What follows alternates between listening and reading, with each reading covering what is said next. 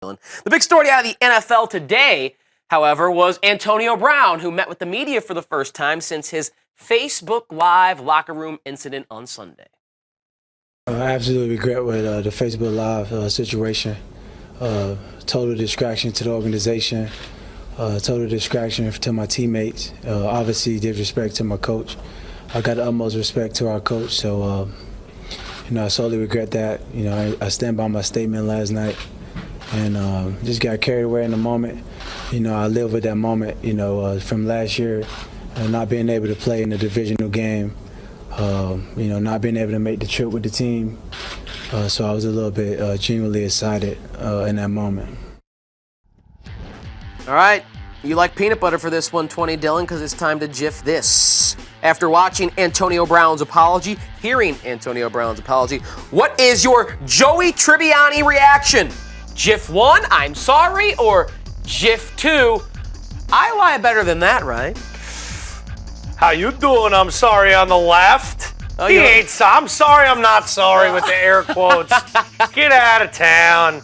I mean, come on. Antonio Brown's a smart guy. He knew what he was doing. At the same press conference a little bit later on, someone says, well, there's rumors about maybe it's because maybe you're linked with Facebook Live. You have a deal with Facebook. Can you put any truth to that? He says, that's top secret. I think obviously he knew what he was doing. It made huge news.